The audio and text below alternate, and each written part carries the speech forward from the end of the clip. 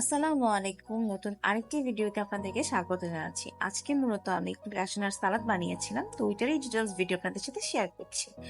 আমি এখানে 3 রঙের ক্যাপসিকাম, শসা, টমেটো নিয়েছি, আর সাথে নিয়েছি হচ্ছে হাফ কাপের মতো চিকেনগুলোকে আমি লম্বা লম্বা পিস করে কেটে নিয়েছি।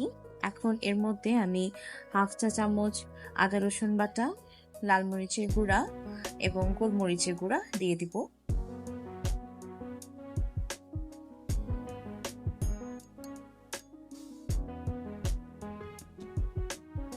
তারপর এটার মধ্যে আমি হচ্ছে 1.5 চামচ সয়া সস ইউজ করেছি, সাথে দিব একটা ডিম,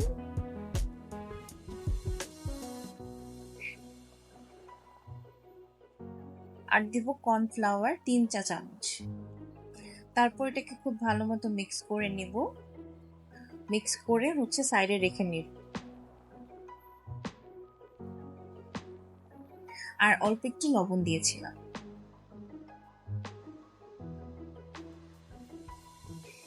এরপরে একটা ফ্রাই প্যানে হচ্ছে আমি 1 চামচের মতো ঘি দিয়ে দিই, এবং ঘিটা হালকা গরম হয়ে আসলে আমি এর মধ্যে 1 কাপ কাজু বাদাম দিয়ে দিই। এখানে আমি বাদামগুলোকে একদম লো হিটে সময় নিয়ে ভালো মতো নেড়ে চেড়ে ভেজে নিয়েছি, যাতে বাদামগুলো ভালো মতো সবগুলো বাদাম ভাজা হয় আর কালারটা যাতে পুড়ে না যায়।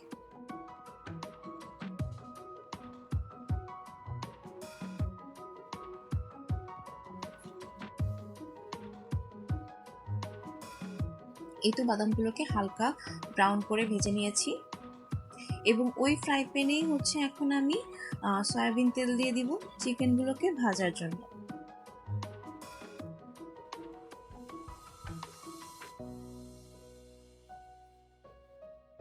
তারপর এক এক করে চিকেনগুলোকে আমি হচ্ছে তেলের মধ্যে দিয়ে দিব। এখানে হচ্ছে চিকেনগুলোকে একটু ছড়িয়ে ছড়িয়ে দিতে হবে, যাতে একটার সাথে একটা লেগে না যায়। তো এভাবে আমি সবগুলো চিকেন এক এক করে ভেজে নিয়েছি।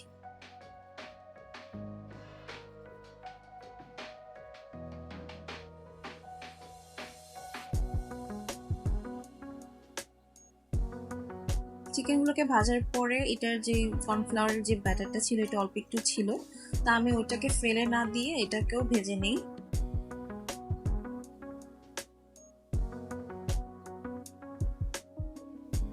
তারপর এগুলোকে আলাদা করে রেখে দিই উঠিয়ে।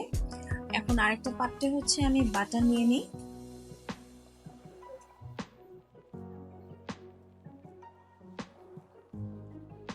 এখন হচ্ছে বাটারের মধ্যে আমি ক্যাপসিকাম গুলোকে দিয়ে দিব এবং হালকা ফ্রাই করে নেব।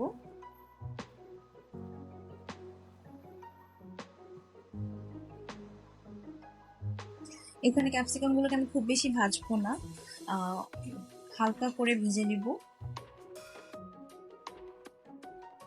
তারপর এর মধ্যে আমি টমেটো গুলোকে দিয়ে দিব।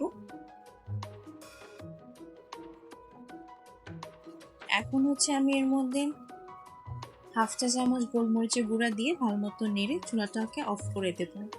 এখন বাকি যে মিশ্রণগুলো ছিল সেগুলোকে আমি এখন মিক্স করব। তো এর মধ্যে শসাগুলোকে আমি দিয়ে দিই, আর ভেজে রাখা চিকেন, তারপরে কাজু বাদামগুলোকেও দিয়ে দিই। তারপরে খুব ভালো মতো মিক্স করে নেব।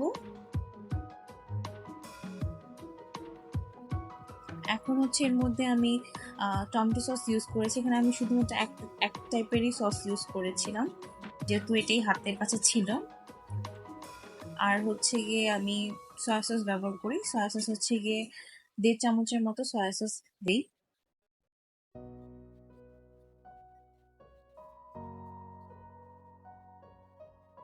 তারপরে খুব ভালো মতো মিক্স করে নিই, এবং একদম লাস্টে হচ্ছে আমি এটার মধ্যে স্বাদ মতো লবণ দিয়ে দিই।